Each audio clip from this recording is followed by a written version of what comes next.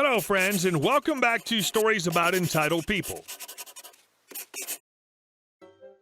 Let's start our video with a story about a cool grandmother who certainly knew how to give original gifts. But before we begin, don't forget to subscribe to our channel if you're new here, and turn on notifications so you don't miss a new video every single day. Here we go. Cold hard cash?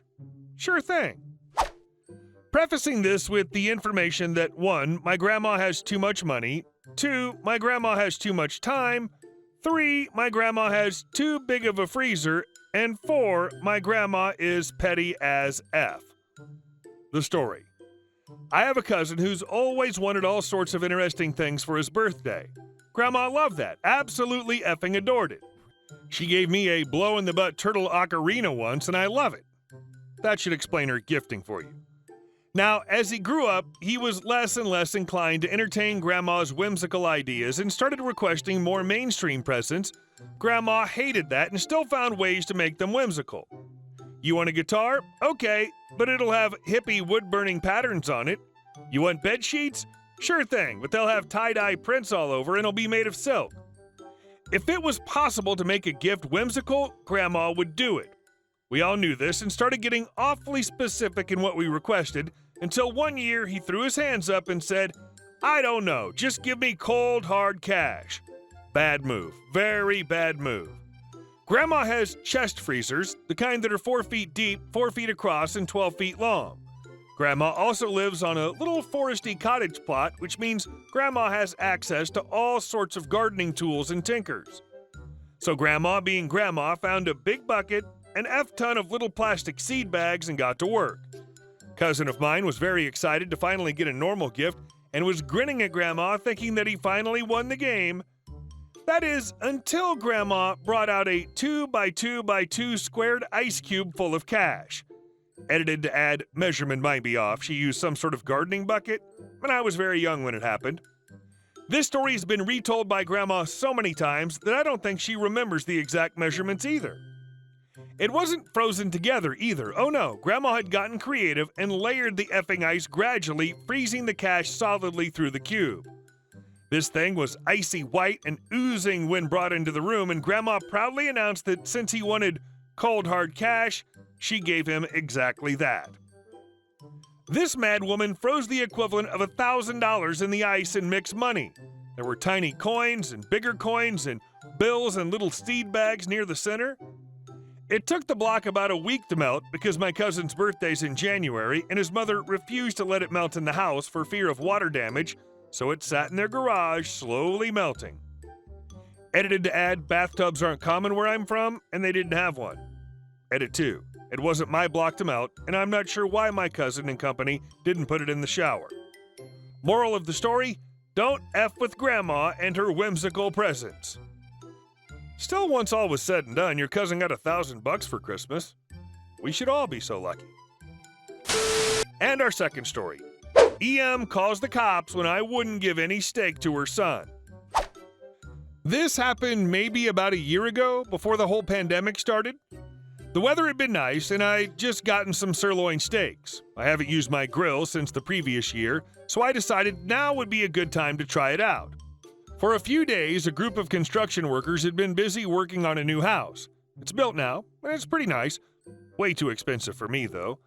But it had been hot and/or rainy almost the entire duration of the build, and they were working their butts off the whole way through. So I decided to be nice, and after going over to the site, I yelled for them to come get some free food when they went on break. They were incredibly grateful. There were about 5 workers present, and 4 of them showed up for steak while the other passed. I had enough for everyone, including one for me, and we had a nice time chatting and getting to know one another. One was a veteran of the Marines back in the early 80s. He's friends with my grandma now. One was even related to the sheriff in our county. Anyway, amid the conversation, we heard an "excuse me" from the other side of the fence. My neighbor's this middle-aged woman with a super freaky son. He was this stoner influencer who loved to go on social media and post different smart crap and lived off his mother's paycheck every week while living on her couch. He was also in his mid-30s. There she was on the other side of the fence. EM is entitled mom, GAK is grown A kid, CW1 and 2 are construction worker 1 and 2, and P is police officer. EM: my son was wondering if he can have some steak too. Me: sorry, I don't have any left. But you have enough for all of them? Yeah, I do. If he wanted some, he should have come earlier. No, you should have brought enough for everyone. CW1: look, lady, this guy was nice enough to cook steak. Don't you have work you should be doing? CW2: we're on lunch, ma'am. She soon left in a huff, but not before shouting that she was calling the police. I was the only one who heard that, I think, so I asked the relative of the sheriff if there was really anything the police would arrest me for. Of course, he said no. In his words, there are no laws against not sharing. I asked if we should tell her that, and he again said no. Again, in his words, it'd be the most fun they've had on the job since they started building that damn house. Note, I actually did have an extra steak. I was saving it for later. Sure enough, after the construction workers went back to the site, who shows up but a police officer? No lights, it's not an emergency, but he parked right outside EM's house. Both her and GAK walked out and greeted the police officer. I walked out on my own lawn and EM pointed straight at me.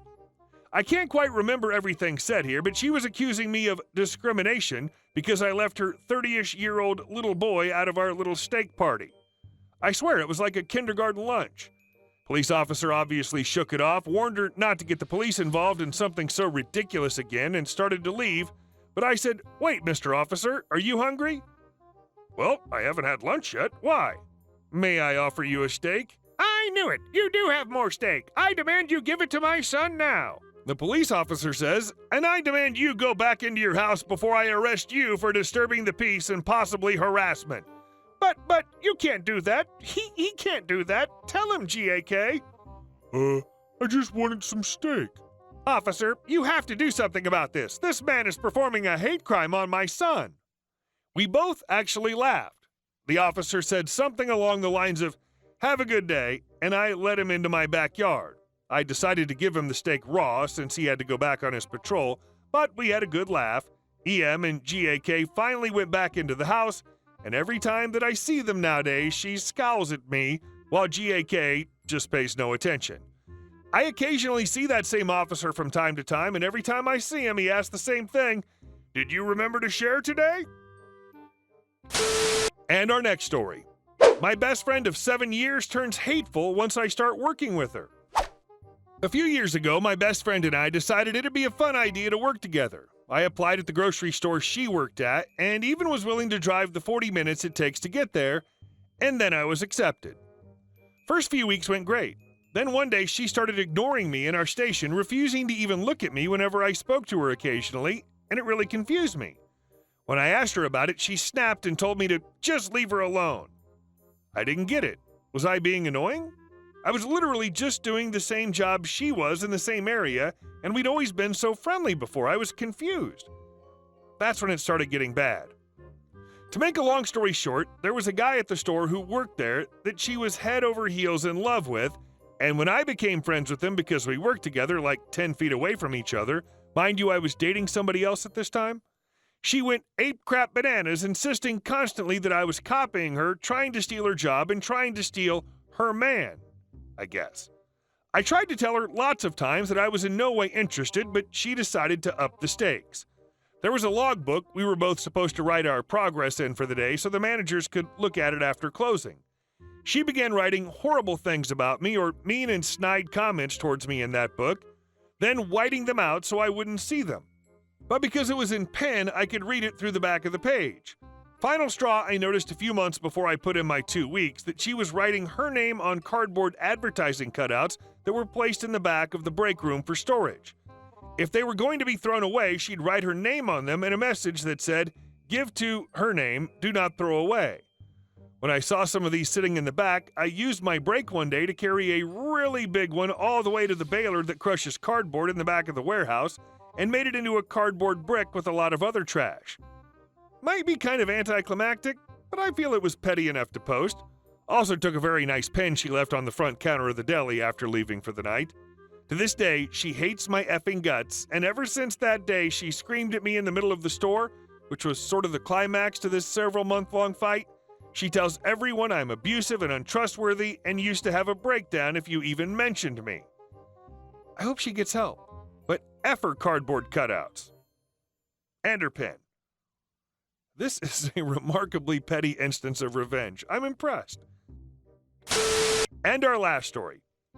EM lets her kids play in our pasture. We've lived in our home for about 4 years, but we've just recently purchased it from what was our landlord.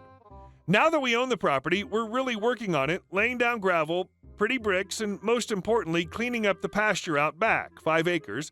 The previous owners made 3 big trash piles out of old posts, still wrapped in barbed wire, chairs, flooring, and just other crap.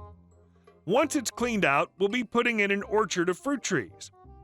I'm working on the front, digging up the front part of the yard because Bermuda grass is a bee when I see 4 kids running around in our pasture.